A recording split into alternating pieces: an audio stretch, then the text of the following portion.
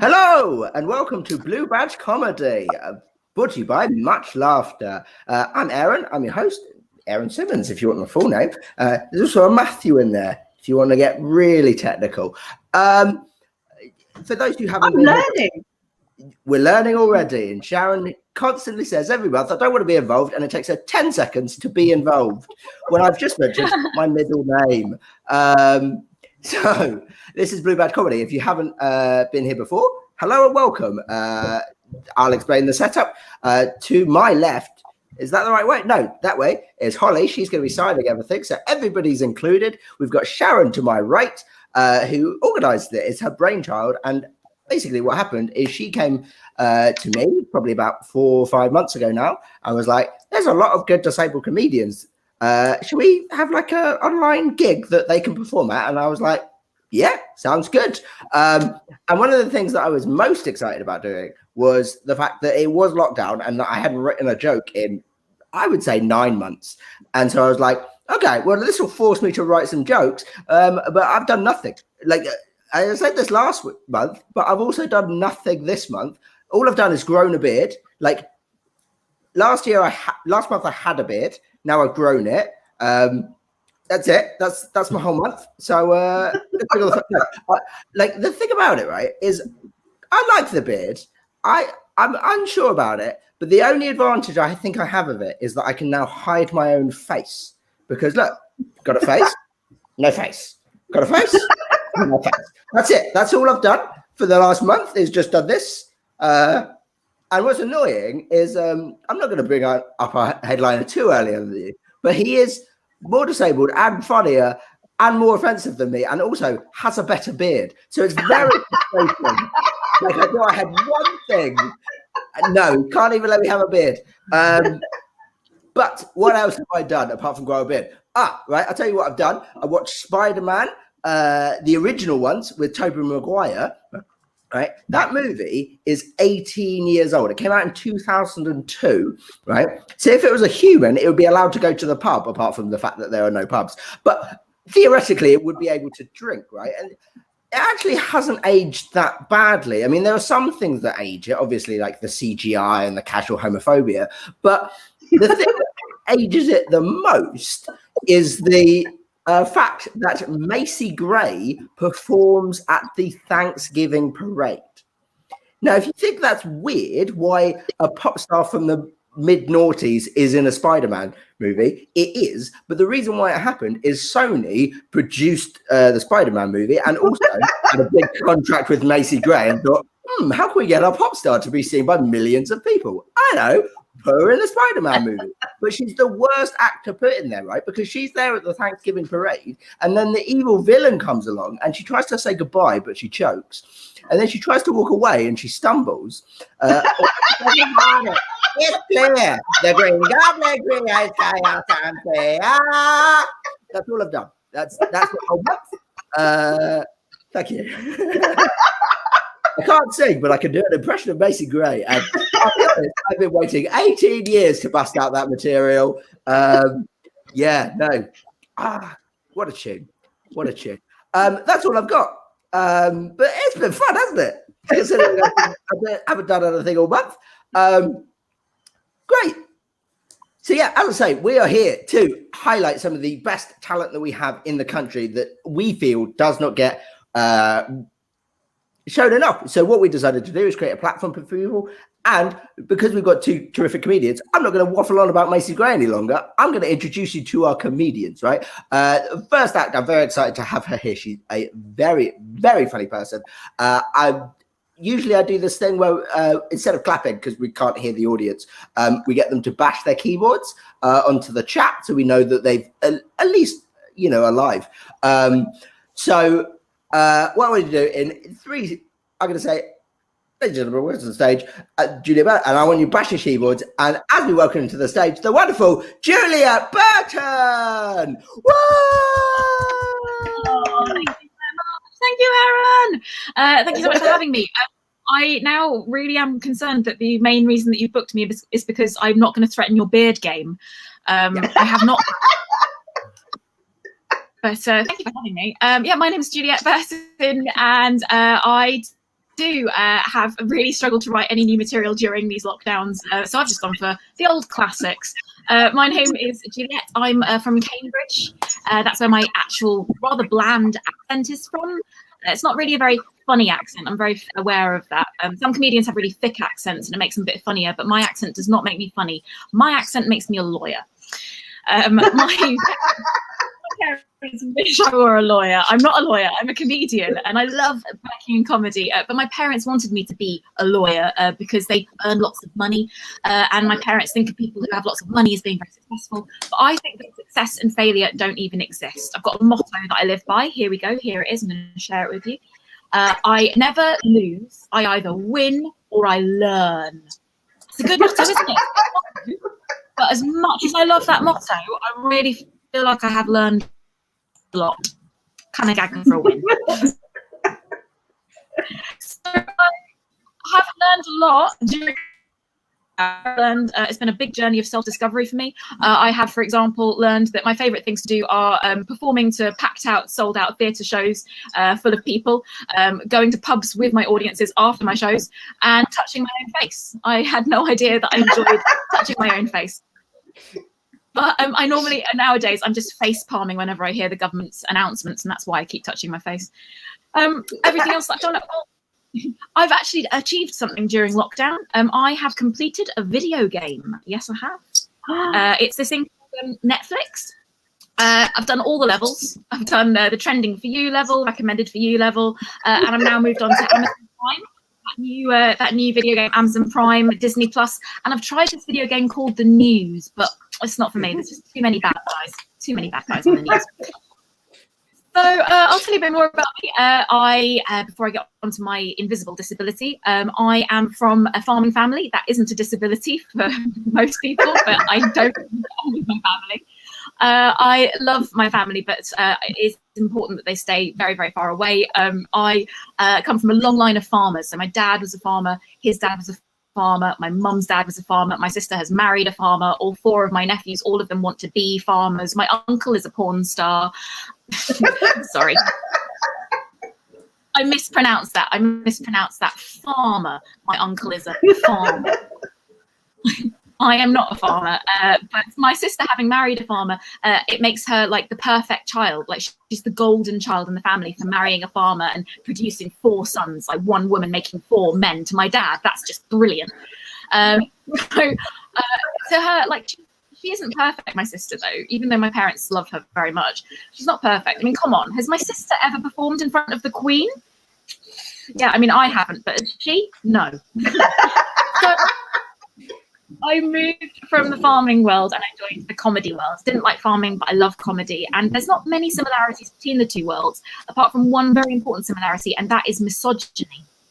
So I often get called a female comedian as if it's my genitals that are getting the laughs.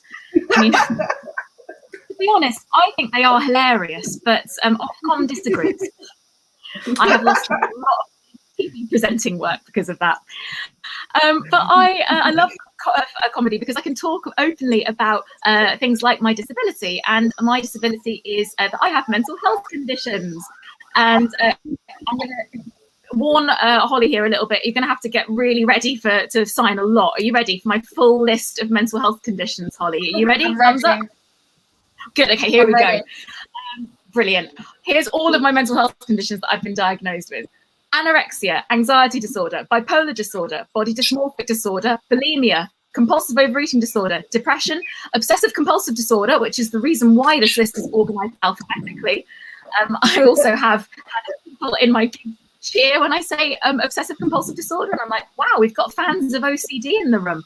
OCD, OCD. We've got to say it 3 times. I've also been diagnosed with separation anxiety disorder. So let's see if I let any of you leave at the end of this gig. And I've also been diagnosed with complex post-traumatic stress disorder. And I've also had experience of psychotic hallucinations.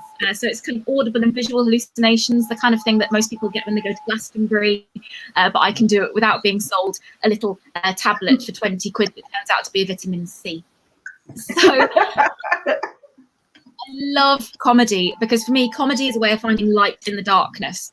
When my mind can take me to really dark places, it's really vital to seek out the light. And that is also why I'm convinced that moths suffer from clinical depression.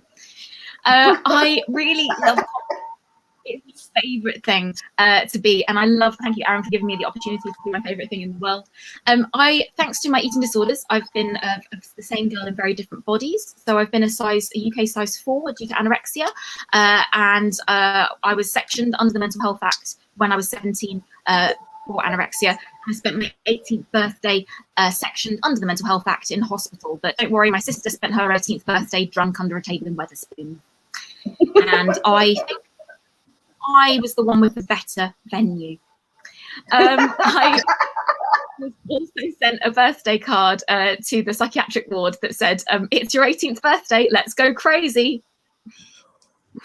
I mean, I'm way so ahead of you. I also went from a size 4 to a size 20 in around 6 months due to compulsive overeating disorder or binge eating disorder. And I know, I have expanded and contracted more times than the boundaries of the British Empire. I'm fully aware of that. Just like the British Empire, me and my eating disorders are still working through a lot of guilt and shame. I also have made a big discovery that confidence comes not from how you look. Confidence has nothing to do with the way you look. It is all about, here's the key to confidence, it's about glitter. You know, glitter, then you feel confident. I love wearing glitter when I perform, and honestly, it's just so much fun, but it gets everywhere. Like, it gets into every nook and cranny. Like, after my show tonight, I'm going to go and get changed, and it'll look like a fairy has died in my bra, honestly. And the last time I had a smear test, the nurse doing it thought that I'd done it just for her as well. Performing comedy to drunk crowds, though, does mean that I get a lot of people coming up to me and reminding me how much stigma there is still around about mental illness. Like, I've had people come up to me and say, oh, you can't be ill, you don't look ill. Yeah, well, you don't look rude, but here we are. I've had people say, oh, your illnesses sound awful. Do you blame your parents? No, I do not blame my parents, okay? I blame the Tories, which is actually a nickname that I've given to my parents. And also had people come up to me and say, oh, mental illness, it's all made up. It's just attention seeking. Look, mental illness is not attention seeking, okay? But I will admit that performing comedy, that definitely is. I know also that a lot of my illnesses are not visible. They're invisible and nobody really knows about them. Like, for example, bulimia is invisible. Me and food still have a very difficult relationship. It's not quite as difficult as my relationship with, say, like all men, all of them. Like, for example, I was engaged to be married in 2018, but I ended it instead. And we're now best friends, me and my ex-fiance. But we used to record voiceover work together. I also do voiceover work.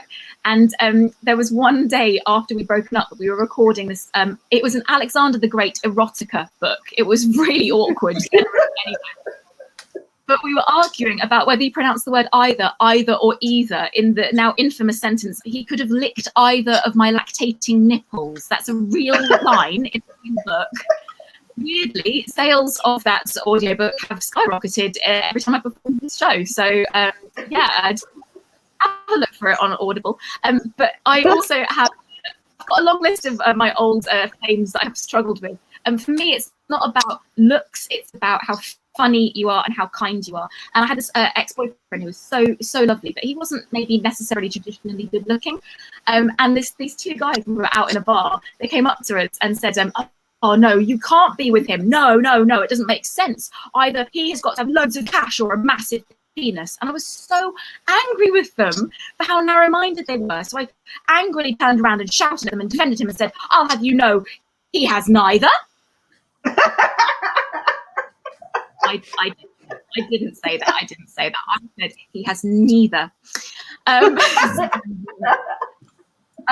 Before I leave you to hand you back to your amazing host for this evening, I would like to tell you a couple of bits of information. I've been in therapy for 20 years now, and my therapist gives me excellent advice. And my therapist recently has told me that I need to show myself some self-love. You've got to be kind to yourself, so please be compassionate to yourself. But when she said show yourself some self-love, I quickly pulled up my trousers, realised that wasn't what she meant. It's really important to value physical health and mental health, because having a body that's really healthy, but your mind isn't enjoying being in it, well, that's like having a car that is like really beautiful with a paint job, but if you look under the bonnet into the engine, then you'll discover it's got depression. So I am Juliette Burton. I'm a comedian who's been raised in a rural agricultural community, and I was sectioned under the Mental Health Act. I'm the definition of funny farm. Back to the amazing Aaron Simmonds. Thank you. Well, thank you very much, Juliette. That was awesome. So one of the other things, so as well as giving it like me a reason to write some new stuff, the other thing that I thought would be really cool about doing the show is like I could practice like being a talk show host like Graham Norton. He's so great at like asking the right question to make you think, oh, how's he come up with, and then they just have a story or they have something to plug, and you can never see it coming. So I'm going to try it now. Have you got any shows to plug? Oh, how unexpected, Aaron. Thank you so much for asking me. Yes, I do. I have a show. I know, how ridiculous is that? I have a show a week today at the Leicester Comedy Festival. It's actually, the Leicester Comedy Festival is in my bedroom this year, apparently. I'm going to be performing my show Redefined, which has loads of videos and multimedia, screen sharing and interactivity. And that's a week today. Tickets go on sale tomorrow, I believe. We're leaving it to the last minute. I like it, like the thrill of anticipation. And who knows? And then we also have on the 26th of February, I'm going to be performing at the Greenwich Theatre, except it's again going to be in my bedroom. And I'm going to be performing Happy Hour, which, Aaron, you've been on that before. It's a mixed bill comedy night. And it's a bit like this, but I'm in Aaron's seat, or not literally in his seat, because that would be mean to take away your room. That would be insensitive. That would be very around. Great, that's wicked. I also, what time is your Leicester Festival show? 7 o'clock a week today. And if anyone wants to find me on social media, then I can also send them all those details. So great. At Juliette Burton? It's a guess. Probably let's go with that. Juliette, yeah, great. I also have a Leicester Comedy Festival. Cut out there. It's at Juliette Burton. Yes, at Juliette Burton. Great. Nailed it. Just, it's all over there. I also have a Leicester Comedy Festival show, but really?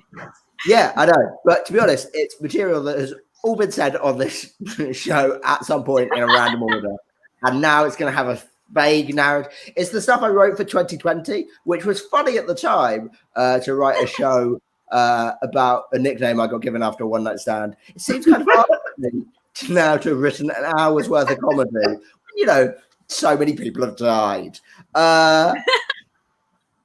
Fun. Let's keep that energy going. I thought you was going to say because nobody can have one-night stands anymore at the moment. That's true. Oh, yeah, that is the tragedy. That's the real tragedy of all of this pandemic. I know. Yeah. I finally got good at like talking to women, and now society / a pandemic let me have one-night stands. Plus, I know, right? Never leave me. I was relationship with a guy for 7 years, and I ended it in 2018 before a lockdown, so I'm quite lonely now. This is bad timing, mate. That's okay. But imagine being with that guy that you didn't want to be. Awful, way worse. Being on your own is better than being with nobody. Thank you. We're getting more and more happy comments, aren't we? Happy Hour available next week. And Sharon's now leaving because we're talking about one-night stands. She's just jealous. She's mad. Right, okay. I am trying to concentrate, but Tim's cat is by far and away. His cat is so cute. Is the most entertaining thing on this show. So let's get Tim involved. Let's see if the cat wants to perform as much as Tim. He has been described by several people, me, as Aaron 2.0 because he's twice as funny, twice as disabled, and twice as disabled. So, and twice as offensive, and can grow twice the beard I can. Ladies and gentlemen, it's Tim Renkow. Thank you, guys. I might need to jump up to get my cat at one point, but we'll see how this goes. I like your beard, Aaron. Thanks, Don't Freddie. put yourself down. What are you doing, Jack? No, I like Aaron's beard. Anything that hides his face is okay.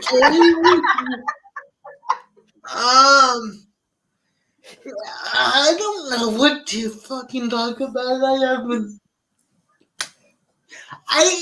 What I realized during lockdown is how much I hate people.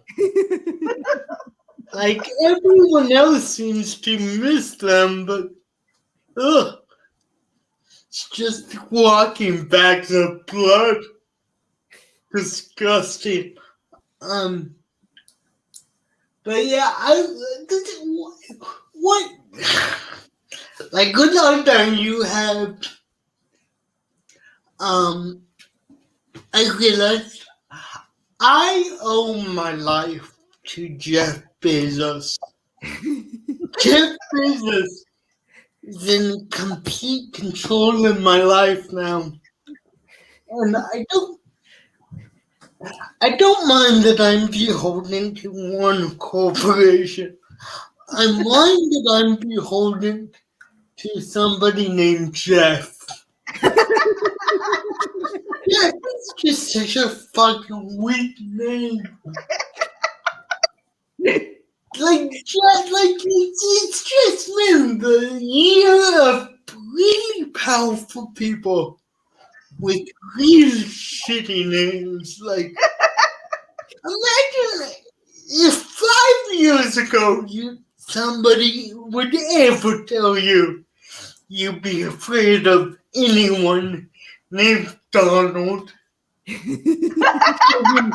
Fuck off.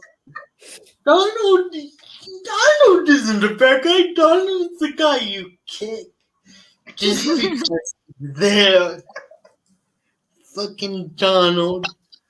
But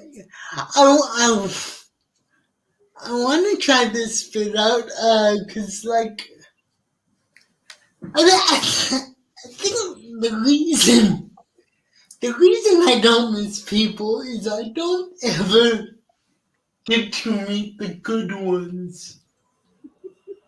Like, it's always the fucking insane ones that I meet. Like, I was on the bus once, and this lady sat down next to me and started talking, which is never a good sign. You always know something. Like when there's options and they choose to sit beside you, it's gonna be bad. You're gonna hear fucked up shit. Like, such fucked up shit that you sit there hoping, well, maybe I'll just get stabbed. At least the ambulance will be air conditioned. So, like, she sat down and like she started dying because she had a dog, and I was like, oh, that cute dog. Let's talk about your dog, so we don't talk about genocide. Weird for it. My cat is. I would get my cat, but I'm not wearing any pants. And I don't feel like I get paid enough to show you that. But she is fucking up my kitchen.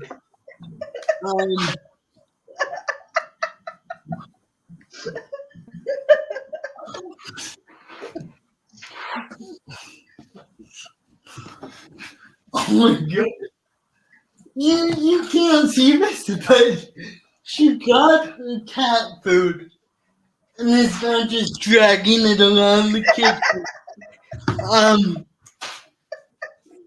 It's fine, it's cardboard.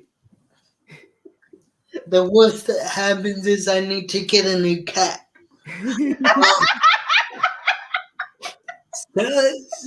So like I was on this bus and we were taking like this lady's dogs, and I was like, she was like, oh, you like dogs? And I went, yeah, I like dogs. And she went, they're amazing. You're like, yeah, they're amazing. It's like prepared for her to be like, I like fucking them. And I was like, oh. She somehow made it work. She went, they're amazing. My brother has a golden retriever and a German shepherd, and they get along. Can you believe it? And it's like, yes, I can believe it. Like, and then it occurred to me what she was saying. This lady is so racist that she looks at dog breeds and thinks separate but equal.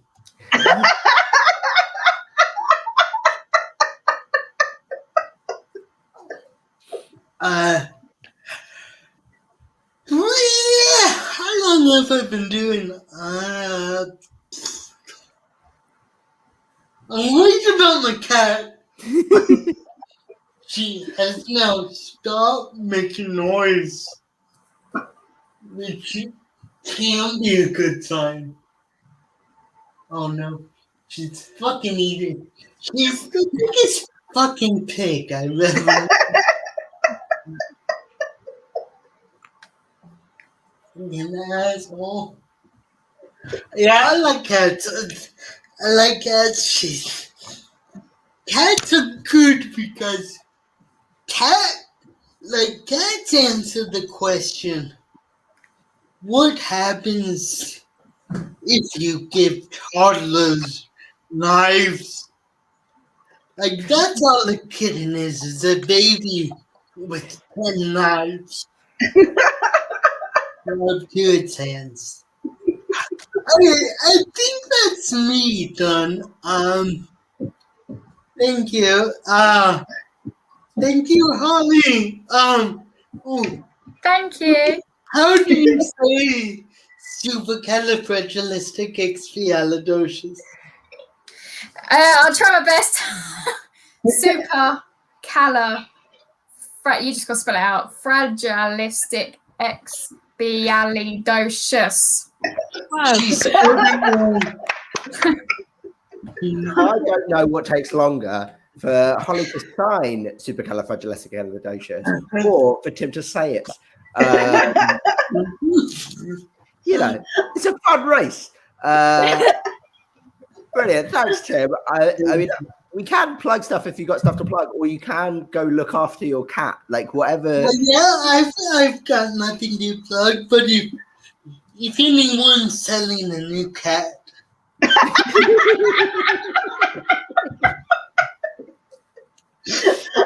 Sure. I've got none. I've got Rachel's support dog just keeps jumping up at me. She's supposed to be a help and a support dog, and all she keeps doing is following me.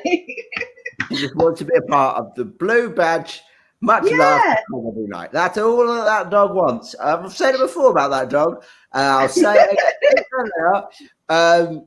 Great. Well, Tim she said that support dogs are under promoted on this show. Support dogs are amazing. Okay. Do you want to promote them now? No, not really. I'm saying she wants to promote. Just don't get a support dog just before lockdown starts, so you can't have it trained. Okay. Well, I mean, I wasn't planning on it. I'm not allowed pets in my flat. Okay. But you know, other than that, it was fine. Great. Well, look, this has been a lot of fun. Aaron, have you got anything to plug? Oh, thanks, mate. Yes, I do. For the first time, I've actually got something else going on in my life. So not only do I also have a Leicester Comedy Festival show, but don't worry about that. Go to Juliette. It's going to be far better and far more well written. But I do have a podcast coming out. What? I have a podcast. I went on Juliette's show. How long ago? 2 months ago? 3 months ago? To promote a podcast. June, yeah. Went out in June to promote a podcast. I still haven't released it, but it's being released in February. February the 4th, it comes out. It's called the Silliest, Superest, Heroist Podcast. It is all it's comedians talking nonsense about superheroes. If you like superheroes, if you can tolerate me, you'll like the show. So get that wherever you get your podcasts. Thank you to my wonderful guests. Thank you so much. And so let's to Juliette and to Tim. Tim's going to get his cat. Tim's going to get the kitten. More important, thank you to Holly. Thank you to Sharon for organising it. We will see you next time, which we've agreed is the 25th. 25th. The 25th. And the headliner is Tim Renkow's wife, Spring Day. So if you want to hear more stories about Tim's cat, come back next month. Thank you very much, and we'll see you next time on the Much Laughter Blue Badge Comedy Night.